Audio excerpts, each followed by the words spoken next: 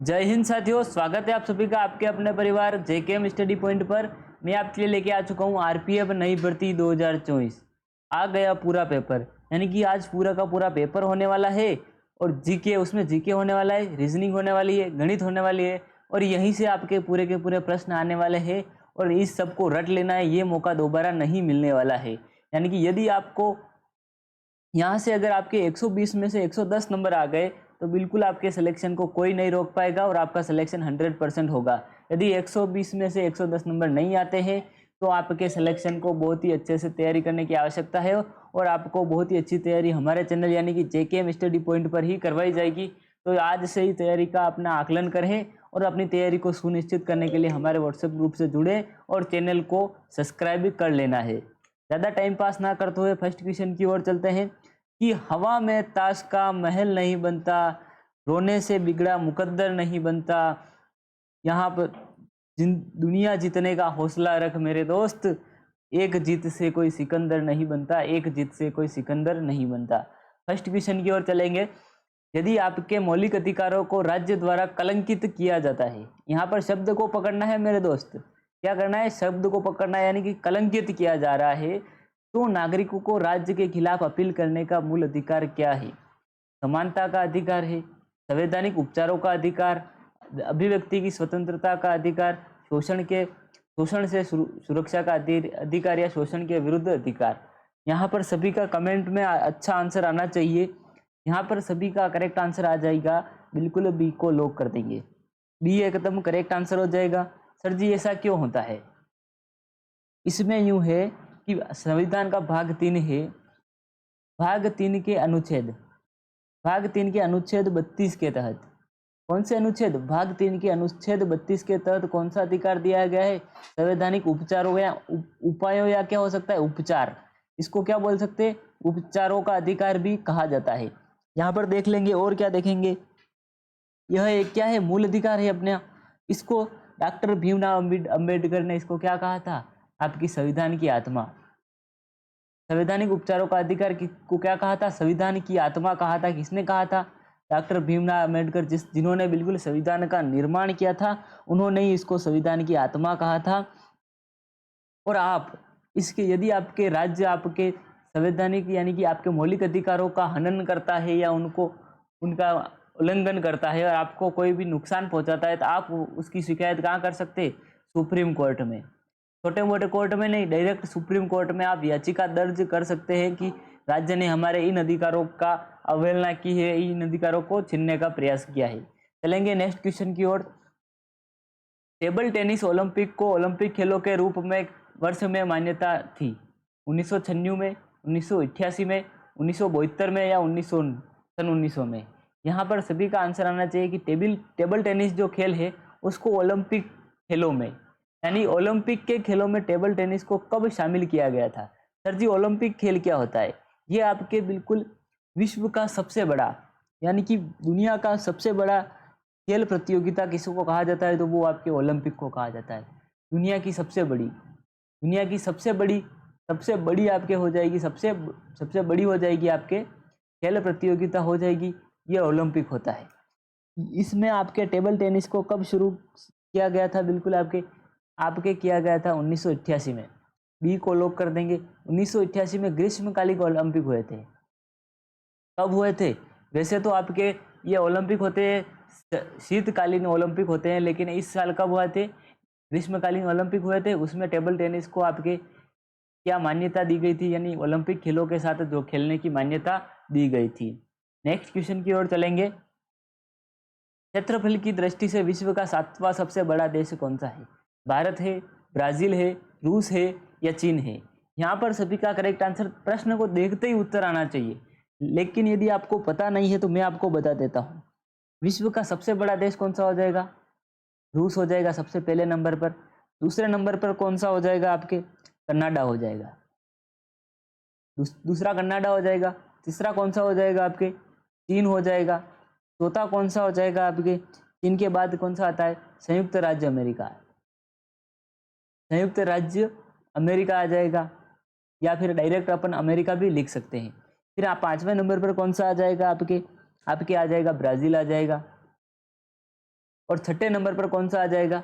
Australia आ जाएगा। Australia क्या है? विश्व का सबसे छोटा महाद्वीप भी ऑस्ट्रेलिया को कहा जाता है। और सातवें नंबर पर आपके एकदम करेक्ट आंसर कौन सा आ जाएगा? अपना भारत आ जाएगा। मेरा भारत महान। भारत के बारे में तो सब जानकारी आपको होनी चाहिए कि भारत जनसंख्या की दृष्टि से विश्व में प्रथम स्थान रखता है और क्षेत्रफल की दृष्टि से कौन सा स्थान रखता है? आपके 7वां स्थान रखता है। नेक्स्ट क्वेश्चन की ओर चलेंगे। क्वथनांक के नीचे किसी भी तापमान में द्रव को परिवर्तन करने की प्रवृत्ति को क्या कहा जाता है? वाष्पीकरण, रवाना, संक्षेपण, समेकन। यहाँ पर समझ में नहीं आ रहा है क्वेश्चन, तो एक बार वापस से पढ़ लेंगे और शांति से उत्तर देंगे इसका। क्वथनांक से नीचे, सर क्वथनांक क्या होता है? क्वथनांक वो होता है जहाँ पर कोई भी द्रव है, यानी कि पानी है, पानी जिस तापमान पर क्या करने लग जाए? उबलने लग जाए। जिस तापमान पर पानी उबलने लग जाता है वह पानी का क्या होता है? क्वथनांक होता है। क्या होता है? क्वथनांक होता है। तो क्वथनांक से कम, यानी कि पानी उबलना नहीं चाहिए, फिर भी तापमान में द्रव, वो तापमान में द्रव को परिवर्तित करना। परिवर्तन करने का मतलब क्या करना है? यदि पानी है, पानी उबले नहीं और बिना पानी उबले ही क्या हो जाए? वाष्प बनने लग जाए। क्या बनने लग जाए? वाष्प बनने लग जाए की प्रवृत्ति को क्या कहा जाता है? उसी का एकदम करेक्ट आंसर सभी का आ जाना चाहिए। ये एकदम करेक्ट आंसर आ रहा है। इसको क्या कहा जाता है? वाष्पीकरण कहा जाता है। इसमें क्या होता है कि एक बड़ा बर्तन लिया जाएगा। यदि यहाँ पर इतना बड़ा बर्तन लिया गया और इसके नीचे नीचे थोड़ा थोड़ा सा पानी भर देंगे, तो यहाँ पर क्या होगा कि जब भी आपके तापमान बढ़ेगा, यहाँ पर नीचे आग जला देंगे तो क्या होगा? तापमान बढ़ेगा तो पानी उबलेगा, उससे पहले ही क्या बनने लग जाएगा? भाप बन के उड़ने लग जाएगा। इस प्रक्रिया को क्या कहा जाएगा? आपके वाष्पीकरण कहा जाएगा। नेक्स्ट क्वेश्चन की ओर चलेंगे। आशा करता हूँ कि समझ में आ रहा होगा। यदि आपको भी व्हाट्सएप ग्रुप से जुड़ना है तो इस नंबर पर व्हाट्सएप मैसेज करना है। नंबर क्या हो जाएगा आपके? 7976775547। इस नंबर पर व्हाट्सएप ग्रुप में जुड़ जाना है और बिल्कुल नई नई क्लासों के लिंक आपको यहाँ पर मिलते रहेंगे। लाहौर कांग्रेस अधिवेशन के अध्यक्ष कौन थे? जवाहरलाल नेहरू थे, सरोजिनी नायडू हो जाएगा, महात्मा गांधी या मोतीलाल नेहरू। यहाँ पर लाहौर कांग्रेस अधिवेशन, जो कांग्रेस अधिवेशन तो बहुत सारे हुए सर जी, लेकिन लाहौर में जो कांग्रेस का अधिवेशन हुआ था वो कब हुआ था? 1929। 1929 ईस्वी में आपके कांग्रेस का अधिवेशन कब, कहाँ हुआ था? लाहौर में, जो कहाँ पर है? वर्तमान में कहाँ है अभी? ये पाकिस्तान में है। वर्तमान में पाकिस्तान में है, पर पहले भारत का हिस्सा हुआ करता था। तो 1929 में लाहौर में कांग्रेस का अधिवेशन हुआ था, उसके अध्यक्ष का नाम बताना है। ये सभी चीज़ें बहुत ही इंपॉर्टेंट हो जाती है। आपके 7 से 8 क्वेश्चन आपके इतिहास से पूछे जाते हैं, तो इतिहास को बहुत ही मजबूत कर देना है। और सबसे ज़्यादा आपके पूछे जाएंगे करंट अफेयर से और जनरल अवेयरनेस से, यानी कि आपके करंट जीके से ज़्यादा क्वेश्चन आते हैं, तो उस पर ज़्यादा फोकस करना है। यहाँ पर कौन हो जाएगा इसका? प्रथम अधिवेशन का अध्यक्ष कौन हो जाएंगे? बराबर आपका सभी का करेक्ट आंसर क्या आना चाहिए? जवाहरलाल नेहरू आना चाहिए। और जवाहरलाल नेहरू और कौन थे? आपके भारत के प्रथम प्रधानमंत्री। प्रथम प्रधानमंत्री थे जवाहरलाल नेहरू। यहाँ पर महात्मा गांधी गलत होगा, मोतीलाल नेहरू भी गलत होगा और सरोजिनी नायडू भी गलत हो जाएगा। नेक्स्ट क्वेश्चन की ओर चलेंगे। निम्नलिखित में से किस राज्य की सबसे लंबी तट रेखा मिलती है? महाराष्ट्र की, गुजरात की, आंध्र प्रदेश की या ओडिशा की? सर जी तट रेखा क्या होता है? जो यहाँ पर आपके भारत का नक्शा ऐसे बना हुआ है, यहाँ पर ऐसे मानना है, यहाँ पर ऐसे, क्योंकि राइटिंग पे नहीं जाना, मेरी इतनी अच्छी राइटिंग नहीं आती है। ऐसे ऐसे कुछ है भारत का नक्शा, फिर ये ऐसे ऐसे नीचे से ऐसे आकर फिर ऐसे कुछ है, ऐसा ऐसा कुछ बना हुआ है, भारत का नक्शा है। ऐसा ऐसा नहीं बोलना है सर जी नक्शा गलत बना है। तो यहाँ पर जो राज्य है, यहाँ पर जो राज्य है, यहाँ से यहाँ तक का राज्य जो हो जाएगा उसकी सबसे लंबी तट रेखा है। कौन हो जाएगा सर जी? यहाँ पर तो कौन सा राज्य है? गुजरात है। गुजरात की भारत में सबसे लंबी तट रेखा है। कितनी है आपके? लगभग 1600 किलोमीटर। 1600 किलोमीटर हो जाएगी। और चीज़ें देख लेते हैं। भारत की कुल तट रेखा, भारत की कुल तट रेखा कितनी हो जाएगी? 7516.6 किलोमीटर। भारत की कुल तट रेखा, यानी भारत की जो नीचे नीचे वाले भाग है, यहाँ से लगाकर यहाँ तक जो भी भारत के राज्य है जिनकी सीमा समुद्र से मिलती है। कहाँ मिलती है? समुद्र से मिलती है। उनकी लगभग लंबाई कितनी है? समुद्र तट की लंबाई कितनी है? 7516 किलोमीटर हो जाएगी। और देखेंगे भारत के कितने राज्यों में? बिल्कुल 9 राज्यों में आपके तटीय सीमा लिखती है। गुजरात में, महाराष्ट्र में, गोवा में, कर्नाटक में आपके, और किस में लगती है? केरल में, तमिलनाडु में, पश्चिम बंगाल में, ये सभी क्या हो जाएंगे आपके, और ओडिशा हो जाएगा। ये सभी राज्यों की आपके क्या लगती है? तट की सीमा लगती है। नेक्स्ट क्वेश्चन की ओर चलेंगे। निम्नलिखित में से किसने माउंट आबू पर जैन मंदिर का निर्माण करवाया था? ये आबू पर नहीं हो जाएगा, माउंट आबू पर। इसको क्या कहा जाता है? इस माउंट आबू वाले जैन मंदिर को क्या कहा जाता है? देलवाड़ा का जैन मंदिर। देलवाड़ा या कहीं कहीं पर क्या होता है? दिलवाड़ा। दिलवाड़ा का जैन मंदिर कहा जाता है। इस पर दिलवाड़ा का जैन मंदिर का निर्माण किसने करवाया था? विमल शाह ने, चंद्रगुप्त मौर्य ने, अशोक ने, बहमन शाह ने। यहाँ पर सभी का करेक्ट आंसर क्या आ जाएगा कि दिलवाड़ा के जैन मंदिर का निर्माण किसने करवाया था? आपके सभी का करेक्ट आंसर आ रहा है, ये सभी ने करेक्ट आंसर दिया है, विमल शाह ने। विमल शाह ने आपके दिलवाड़ा के जैन मंदिर का निर्माण करवाया था। कब करवाया था? 1031 ईस्वी, लगभग 1031 ईस्वी के लगभग आपके विमल शाह ने दिलवाड़ा जैन मंदिर का निर्माण करवाया था। नेक्स्ट क्वेश्चन की ओर चलेंगे। चंद्रगुप्त मौर्य कौन था? मौर्य वंश का संस्थापक था। अशोक मौर्य भी उसका ही था। यहाँ पर नेक्स्ट क्वेश्चन की ओर चलेंगे। भारत के राष्ट्रपति यानी प्रेसिडेंट के लिए न्यूनतम आयु की योग्यता क्या है? यहाँ पर सबसे पहले अपन भारत के राष्ट्रपति की योग्यताएं किस अनुच्छेद में आती है? योग्यताएं आती है आपके अनुच्छेद 58। भारत के राष्ट्रपति की योग्यताएं अनुच्छेद 58 में आती है। क्या क्या योग्यताएं होते हैं? वह भारत का नागरिक हो, भारत का नागरिक होना चाहिए, नागरिक होना चाहिए। दूसरी योग्यता क्या होती है? 35 वर्ष आयु पूरी हो। आयु कितनी होनी चाहिए भारत के राष्ट्रपति की? 35 वर्ष होनी चाहिए।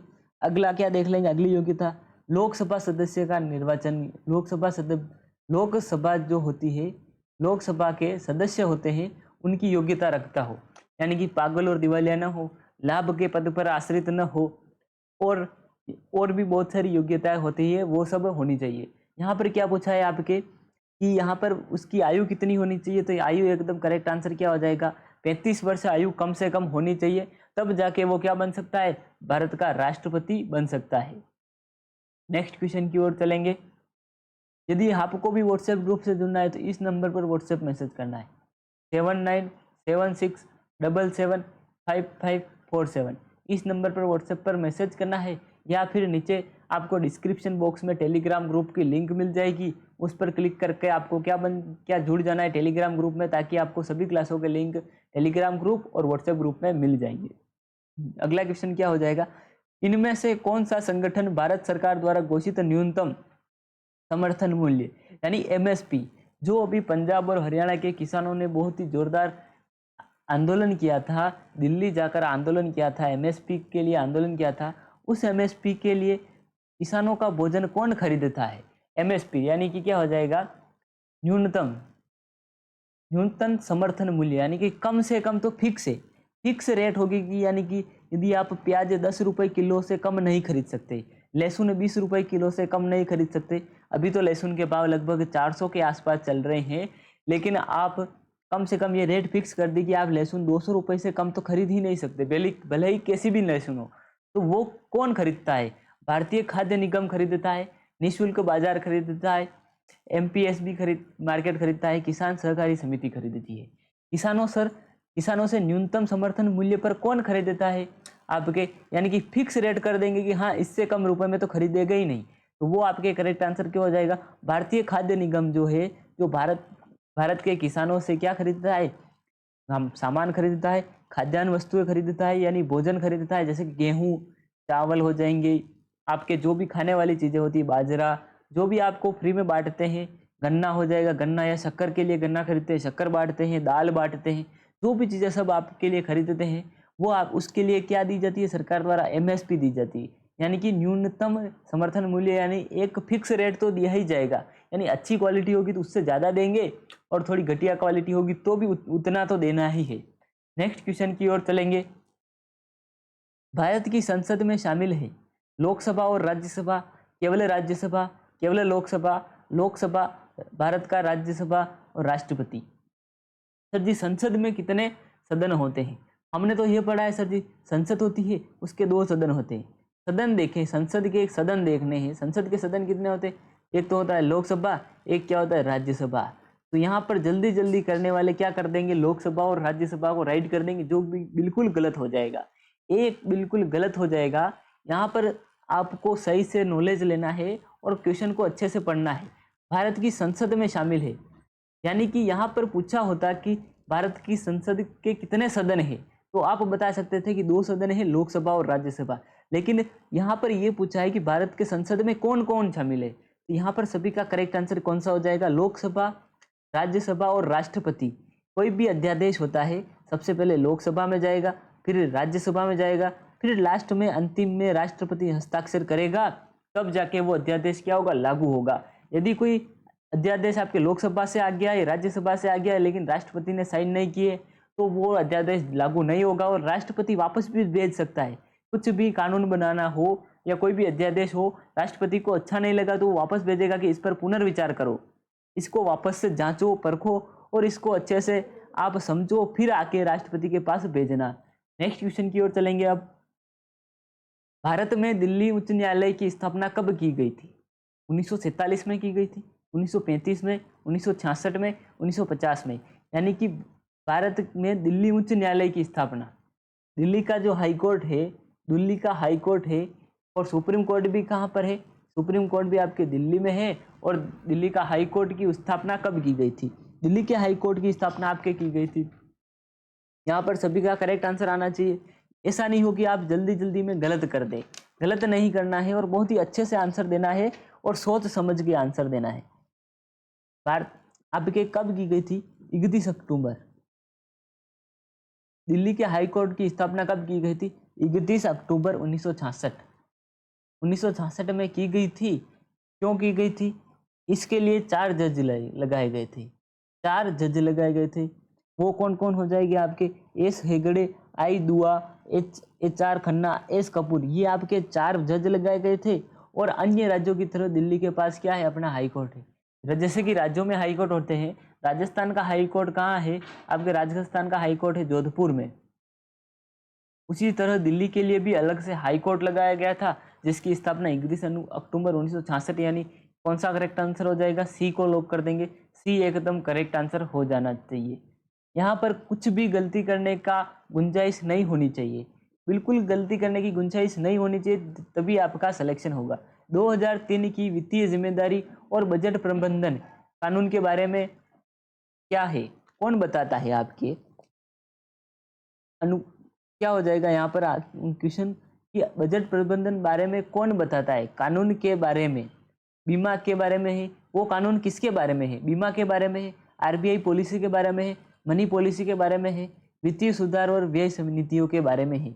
2003 में जो वित्तीय जिम्मेदारी और बजट प्रबंधन कानून, यहाँ पर क्या हुआ था कि देश में क्या होता था कि यदि कोई योजना लागू की गई है तो उसके लिए कितना भी बजट हो, बजट पास कर दिया गया था।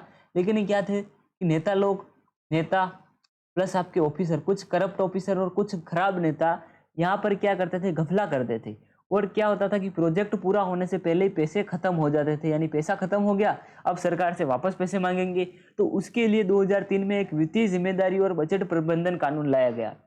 तो उसके लिए क्या किया गया कि कुछ भी योजना है तो उसके लिए पूरी जांच की जाएगी कि पैसा कहाँ कहाँ लगा, कहाँ पर कितना खर्च हुआ और कैसे कैसे बजट खत्म हुआ। उसकी पूरी जिम्मेदारी किसकी रहती है? वित्तीय जिम्मेदारी और बजट प्रबंधन की रहती है।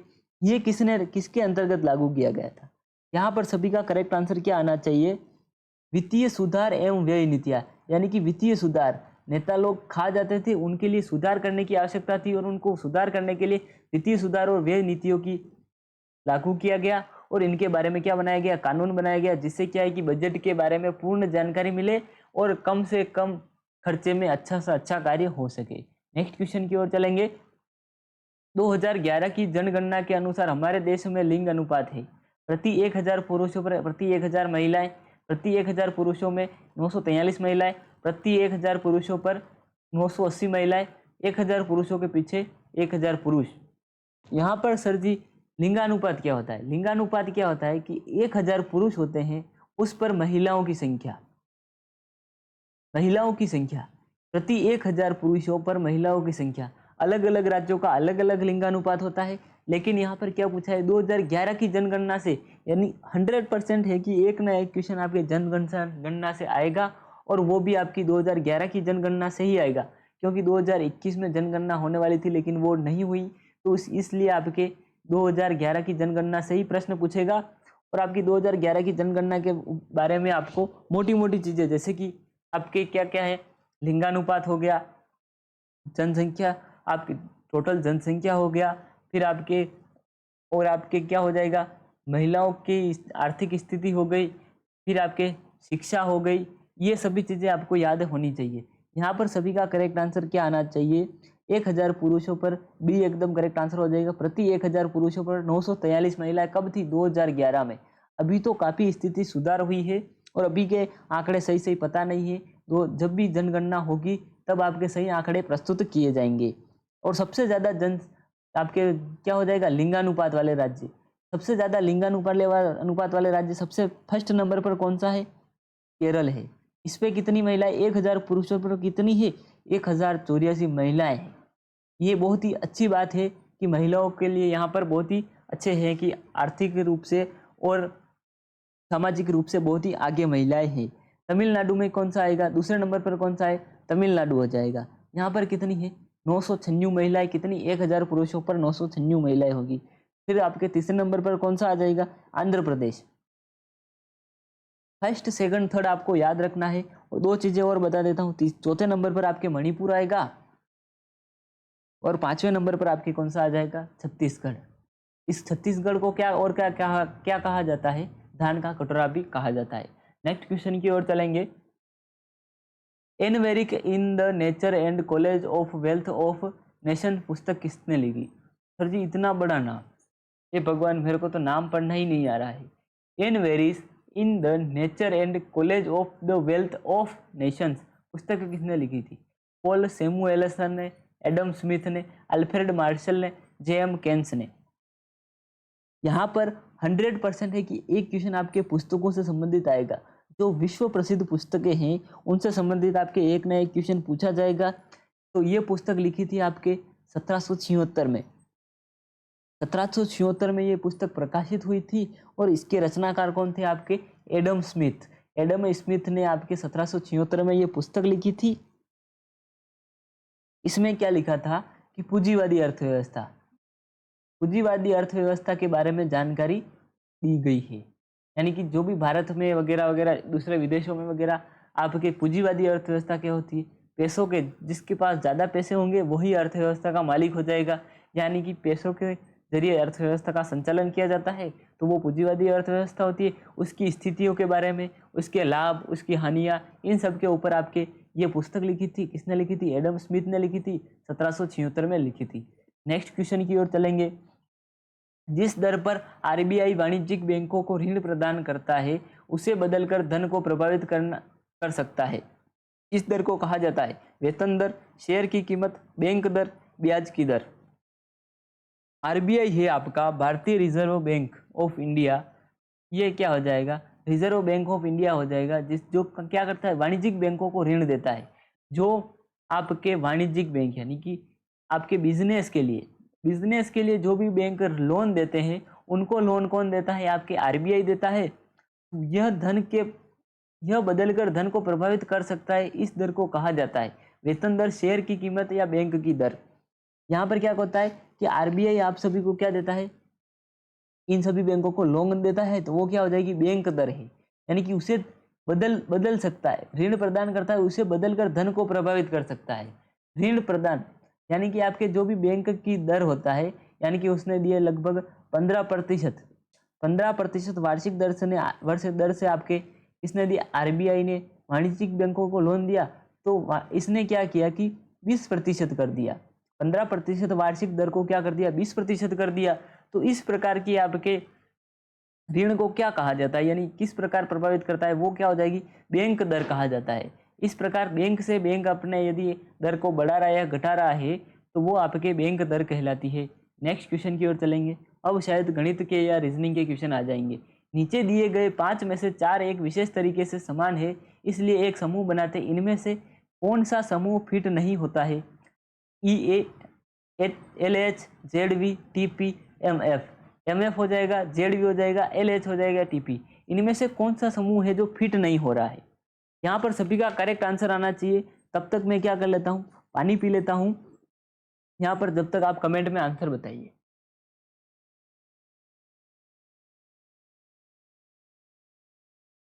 यहाँ पर सबसे पहले क्या करेंगे कि यदि आपको नहीं आती है तो ABCD लिखेंगे, A B C D E F G H I J K L M, last में क्या हो जाएगा, M N O P Q R S T U V W X Y और Z। यहाँ पर अच्छे से दिख रहा है, सभी अक्षर दिख रहे हैं ना? हाँ सर जी, सब अक्षर दिख रहे हैं। और यहाँ क्या करेंगे, ये एक नंबर पर 2 3 4 5 6 7 8 9 10 11 12 और ये कितने पे आता है, 13 पे आता है। फिर ये कितने पे, 14 पे, ये 15 पे, ये 16 पे आता है। जैसे 17 18 19 20 21 22 23 24 25 और 26। सर जी ये क्यों लिखा? ये आपको बहुत ही अच्छे से समझाने के लिए मैंने लिखा है। आपके यहाँ पर देखेंगे कि ई कितने नंबर पर आ रहा है। सर जी ई आ रहा है आपके 5 नंबर पर, ई आ रहा है 5 नंबर पर। ए कितने नंबर पर आ रहा है आपके, पहले नंबर पर। 5 में से 1 किया, कितने बचे सर जी, यानी कि 4 बचे। क्या किया है, 4 को माइनस किया है। या फिर देखेंगे कि कितने पीछे गए हैं, या -4 किया है तो यहाँ पर कितने आ गए हैं, ए आ गया है। एल एच, एल कितने नंबर पे है आपके, एल है आपके 12 नंबर पे, और एच कितने नंबर पर है, 8 नंबर पर। तो यानी कि क्या होगा, 12 में से कितने गए, 8 गए, तो कितने बजे, 4 गए। यानी कि कितने माइनस किए, 4 पीछे चले तो आपके कितने आ गए, एच आ गए। इसी प्रकार जेड और वी, जेड कितने नंबर पर, 26 पे है, वी कितने नंबर, 22 पे है। 26 में से 22 गए तो कितने हो गए, 4। यानी यहाँ पर भी -4 किया। ये सभी क्या हो रहा है, इनमें -4 हो रहा है, इसमें -4 हो रहा है, इसमें भी -4 हो रहा है। टी और पी, टी कहाँ है, ये टी कितने नंबर पर है आपके, 20 नंबर पर टी है। पी कितने नंबर पर, 16 नंबर पर है। तो आपके 20 में से 16 गई, कितने बचे, 4। यहाँ पर भी क्या किया है, -4 किया। टी पर, पी पर भी क्या किया, -4 किया। एम और एफ का देखेंगे, एम कितने नंबर पर है सर जी, 13 नंबर पर है। एफ कितने नंबर पर, 6 नंबर पर है। 13 में से 6 गए, कितने बच गए, 7 बच गए। यानी कि यहाँ पर -7 हो गया। यहाँ पर बाकी सब में क्या है, -4 -4 -4 और -4 है, लेकिन यहाँ पर कितना आ गया, -7 आ गया। तो यहाँ पर सबसे अलग कौन सा हो जाएगा, एम एफ हो जाएगा। ये एकदम करेक्ट आंसर हो जाएगा, ए को लॉक कर देंगे। ये सीक्वेंस वाइज आपको याद कर लेने हैं। ABCD के ये कितने नंबर पर कौन सा अक्षर आता है, वो सभी आपको याद कर लेने हैं। यहाँ पर मैं डायरेक्ट भी बता सकता था, लेकिन मैंने ये इसीलिए लिखा ताकि आपको ये याद कर सको और नोट्स बनाते चलता है। साथ साथ में यदि आप नोट्स बनाते चलोगे तो आपको क्वेश्चन करने में बिल्कुल कोई परेशानी नहीं होगी, और एग्जाम तक आप इतने परफेक्ट हो जाओगे कि प्रश्न देखते ही उत्तर लिख देंगे। चलिए नेक्स्ट क्वेश्चन की ओर चलते हैं। नीचे दिए गए 5 में से 4 एक विशेष तरीके से समान रहते हैं, इसलिए एक समूह बनाते हैं। इनमें से कौन सा समूह उस समूह में फिट नहीं होता है? हल, खुरपी, ट्रैक्टर, फावड़ा, किसान। किसान अलग है, खुरपी अलग है, ट्रैक्टर अलग है, या फावड़ा अलग है। यहाँ पर देखने वाली बात है, हल कौन चलाता है? हल ऐसा होता है, इसे जो मिट्टी को खोदने के काम आता है। खुरपी किस काम आती है? वो भी आपके मिट्टी को खोदने के काम आती है। ट्रैक्टर क्या करता है? मिट्टी को खोदता है, क्योंकि ट्रैक्टर से, ट्रिलर से आप क्या करते हैं, ट्रैक्टर के वो ट्रेलर लगा हुआ होता है पीछे से, ऐसा ऐसे ऐसे तीखा तीखा होता है, फिर उससे क्या करते हैं, मिट्टी को खोदते हैं। फावड़े से क्या करते हैं, मिट्टी को खोदते हैं।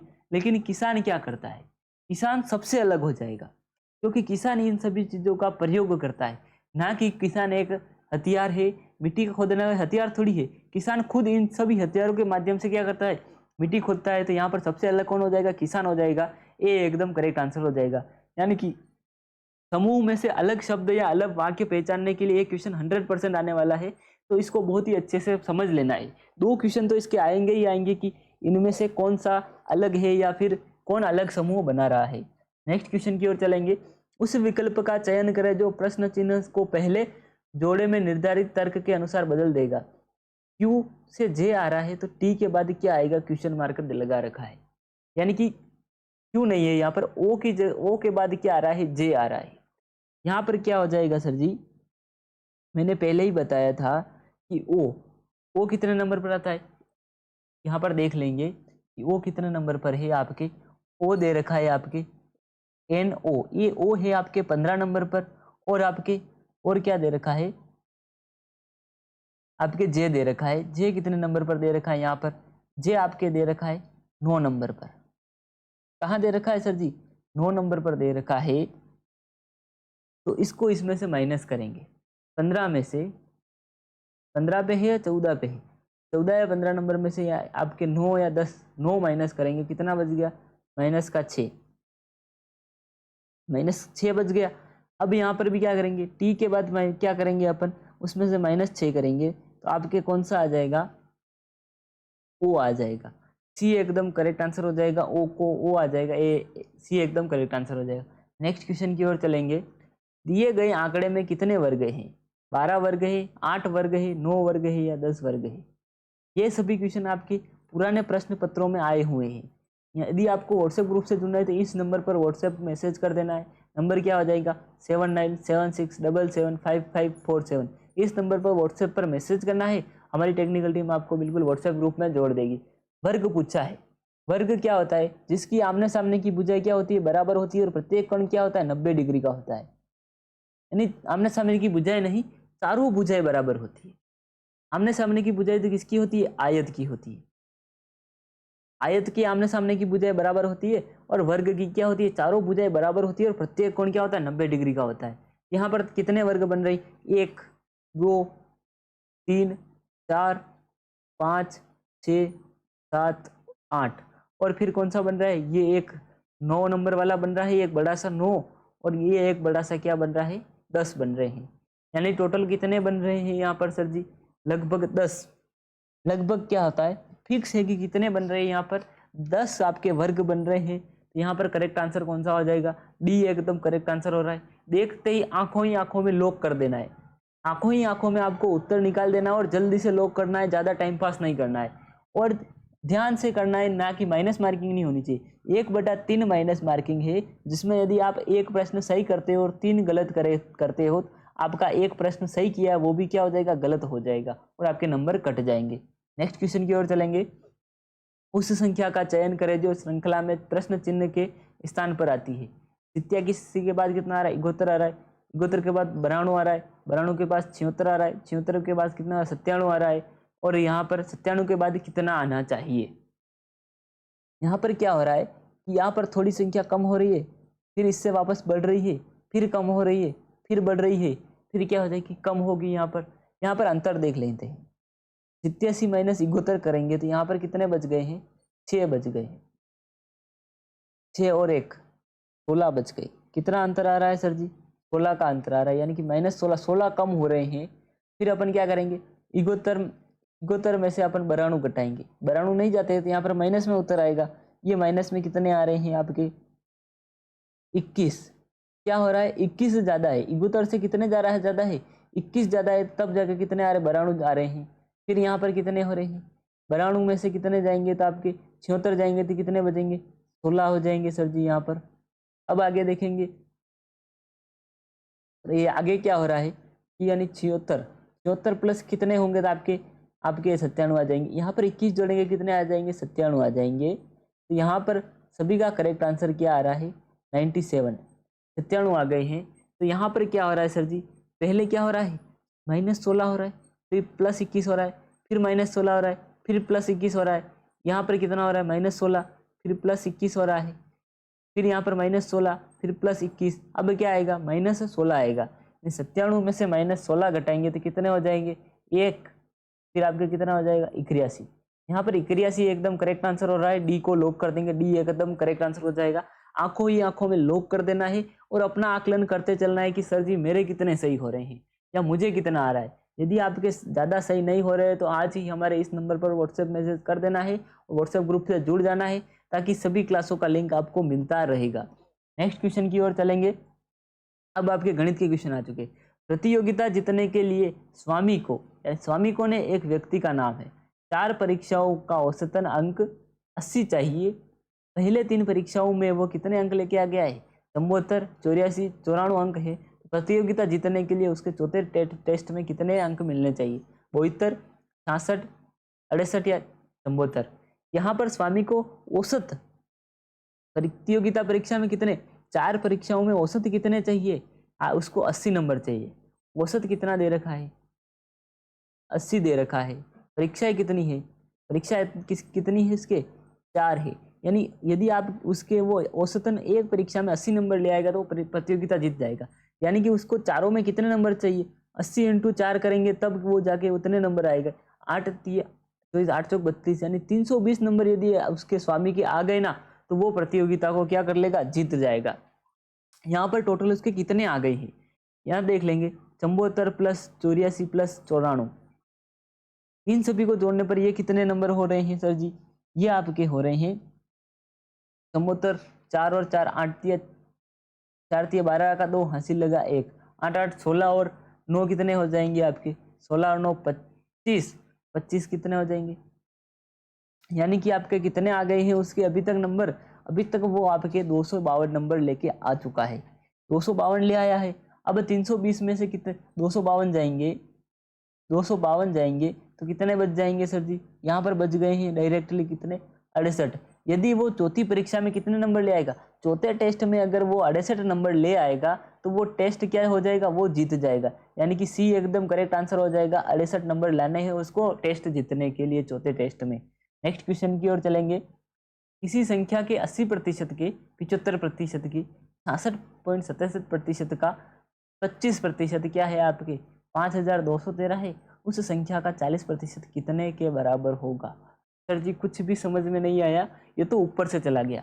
21,852, 23,852, 20,852 या 22,852 हो जाएगा। यहाँ पर सभी का करेक्ट आंसर आना चाहिए क्योंकि यहाँ पर समझने वाली बात है। और ये क्या है? बिल्कुल मोस्ट इंपॉर्टेंट क्वेश्चन है। इसको स्टार लगा दो, इसको स्टार बना दो।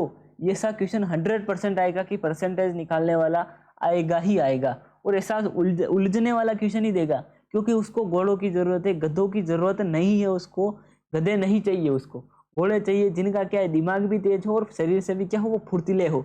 ना कि ऐसे नहीं चाहिए जिनका दिमाग तेज नहीं हो और वो बिल्कुल उस चलने में भी बिल्कुल धीरे धीरे चलते हो। उसके घोड़े चाहिए एग्जामिनर को, गधे नहीं चाहिए। यहाँ पर क्या करेंगे? 80% का 75% निकालने के लिए यहाँ पर सबसे पहले क्या कर देंगे? वो संख्या आपकी कितनी हो जाएगी? मूलधन आपके कितना हो जाएगा? मूलधन को गुणा करेंगे, फिर कितना x, माना कि मूलधन क्या है? x को गुणा करेंगे, फिर गुणा का निशान लगाएंगे, फिर 80% यानी कि 100 का 80% हो जाएगा। फिर वापस गुणा का निशान लगाएंगे, फिर 75 का कितना हो जाएगा? 75 का 100% का 75% हो जाएगा। फिर आपके कितना निकालना है? 66.75 का कितना? 66.67% निकालना है। फिर बटा में 100 आ जाएगा, फिर गुणे का निशान लगाएंगे, फिर 25% है तो ये आपके 100 गुणा बटा में 100 आ जाएगा और बराबर कितना आ जाएगा? 5213। ये ट्रिक है। जब भी ऐसा क्वेश्चन आ जाए ज़्यादा प्रतिशत दे रखे हो तो उनको सीक्वेंस वाइज क्या कर देना है? गुणा कर देना है और बटा में सबके नीचे 100 लिख देना है। यहाँ पर इनका सभी का सॉल्यूशन कितना आ रहा है? ये सभी, ये 0 से ये 0 कट गया, फिर ये 25 से 100 कितनी बार? 4 बार कटा है। ऐसे करते करते सब कट जाएंगे और लास्ट में कितना आ जाएगा? x × 8/10। ये आप पूरी कैलकुलेशन आपको करनी है। फिर आपका क्या हो जाएगा? 3/4, 25 का भाग इसमें 3 बार जाएगा, 100 में कितनी बार का जाएगा? 4 बार जाएगा। यहाँ पर कितना आ जाएगा? 2/3। यानी कि यहाँ से पॉइंट हटेगा तो फिर यहाँ पर 2 0 और लग जाएंगे, फिर उनको करेंगे तो 2/3 आ जाएगा। और क्या हो जाएगा? यहाँ पर और कितना जाएगा? 1/4 आ जाएगा। बराबर कितना दे रखा है? 5213 हो जाएगा। इसको और आगे सोल्व करेंगे, बहुत ही आसानी से उत्तर निकल के आएगा। x इंटू कितना आ जाएगा? 1/10 आ जाएगा। बराबर कितना आ जाएगा? 5213 हो जाएगा। 10 को इससे गुणा करेंगे तो कितना आ जाएगा? x बराबर कितना आ जाएगा? 52,130। ये आपके क्या हो गया है? मूलधन हो गया है।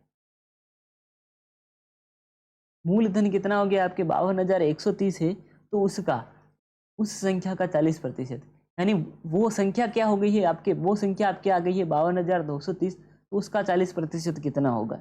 उसका 40% निकालने के लिए क्या करेंगे कि 52,230, 52,130 को क्या करेंगे?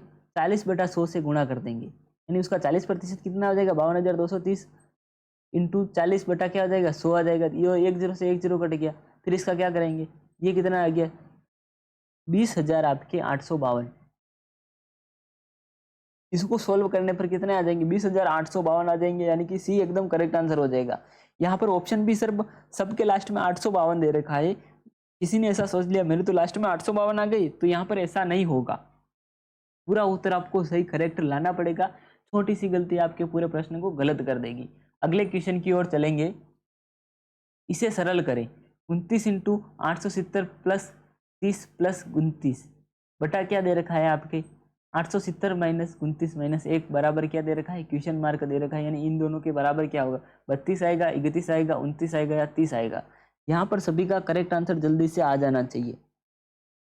यहाँ पर कौन सा नियम लगाएंगे, बोर्ड मास का नियम लगाएंगे। पहले क्या आएगा, ब्रैकेट होगा तो ब्रैकेट यानी कोष्टक को सोल्व करेंगे, फिर आपके क्या हो जाएगा घात को सोल्व करेंगे, फिर आपके क्या करेंगे डिवीजन यानी क्या करेंगे भाग करेंगे, फिर आपके क्या करेंगे आपके गुणा करेंगे, फिर आपके क्या करेंगे जोड़ करेंगे, फिर लास्ट में क्या करेंगे बाकी करेंगे। यहाँ पर सबसे पहले क्या करेंगे गुणा, क्योंकि यहाँ पर कोष्टक नहीं दे रखा है, घात नहीं दे रखी है, तो क्या दे रखा है खाली गुणा वाला दे रखा है, तो गुणा को करेंगे सोल्व। 29 इंटू 870 यहाँ पर क्या करेंगे अपन, इनको पहले नीचे वाले को सोल्व कर लेंगे, फिर इसको भी सोल्व कर लेंगे। यहाँ पर कितना दे रखा है आपके 29 इंटू 870 भाज्य कितना दे रखा है आपके 30 प्लस 29। सर जी ये कितना, ये प्लस में दे रखा है, भाजक नहीं है, ये प्लस में दे रखा है। इसको बटा में कितना दे रखा है 870 माइनस 29 माइनस 1, यहाँ पर कितना हो जाएगा, इसको सोल्व करेंगे अपन तो क्या हो जाएगा कि यहाँ पर क्या हो जाएगा, इनको करेंगे नीचे वाले को फिर ऊपर वाले को भी कर देंगे। यहाँ पर कितना आ जाएगा 29 इंटू 29 प्लस क्या हो जाएगा 29 बटा क्या हो जाएगा 29 हो जाएगा। यहाँ पर मैं डायरेक्ट कर रहा हूँ, आपको बहुत अच्छे से पूरा सोल्व करना है। यहाँ पर पूरा सोल्व करोगे तभी जाके सही आंसर आ जाएगा। इन सभी को करने पर क्या हो जाएगा 870 बटा क्या आ जाएगा 29 हो जाएगा, और यहाँ पर कितना आ जाएगा 30 आ जाएगा। 870 बटा 29 कितना होता है आपके 30 होता है। यहाँ पर सभी का करेक्ट आंसर क्या आ जाएगा, डी को लॉक कर देंगे, डी एकदम करेक्ट आंसर हो जाएगा। चलिए नेक्स्ट क्वेश्चन की ओर चलेंगे। एक बॉक्स में 70 डिटर्जेंट साबुन होते हैं, उनमें से 49 का उपयोग किया जाता है, तो बॉक्स में शेष डिटर्जेंट साबुन का प्रतिशत क्या है। प्रतिशत में बताना है, 30% है, 40% है, 20% या 10% है। यानी कि टोटल साबुन कितने हैं, टोटल आपके 70 दे रखा है, उनमें से उपयोग कितना का हो गया है आपके 49 का।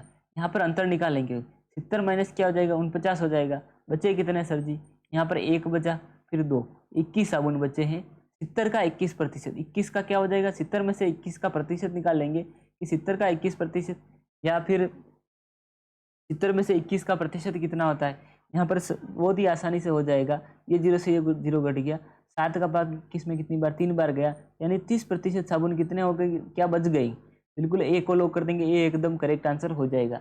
चलिए नेक्स्ट क्वेश्चन की ओर चलेंगे। ये क्वेश्चन आपके लिए क्या है होमवर्क है, ये बिल्कुल आपके लिए होमवर्क लेके आया हूँ।